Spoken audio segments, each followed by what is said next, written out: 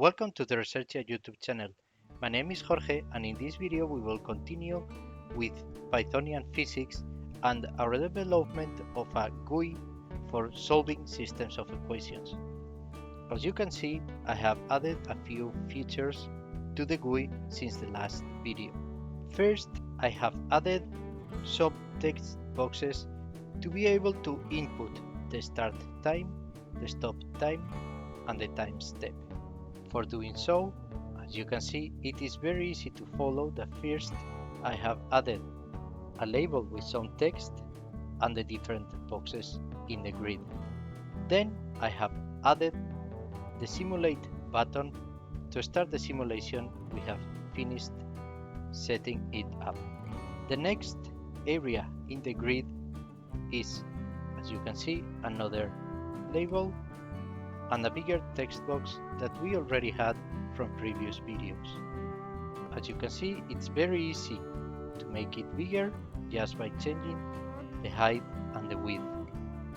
Placing it in the grid is very straightforward. The only change is that I am using now column span to make the text box fill several columns on its own. Then I still keep the quit button because it's a very useful feature. For the window customization, I have added a title that you can see here. In my case, it's PyLUISMR, following my Open LUISMR project, and then some icon that I have stored in this folder.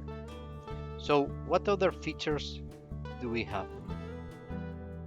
To read the inputs from the text boxes, I am using the function get in the same way as I was doing before with the text box for the equations. Then the new feature I have added is this line. This RE comes from importing regular expressions. Sub takes some string as input, and then it will replace some pattern that we have defined. In this case, \n means a new line, and we will replace it by comma and space. Why am I doing that? Because if you remember, this was our original system.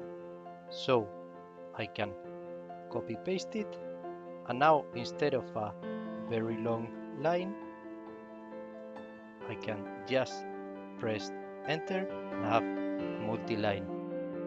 And by using regular expressions, I will have the original string again up here. To evaluate the time inputs, you have here the originals that I will write. I use again eval.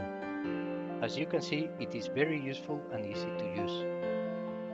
Now I can just simulate, and we will obtain the same plot as before. We can check if things still work, if they were working before, so we can change our functions here, and we still get different plots. We could change, for instance, the stop time to something bigger to see what happens. We get an error. Our maximum stop time is restricted. I will deal with such thing and somehow try to get user-defined plots instead of always the same ones in the next videos. Thank you so much for watching, and see you in future videos.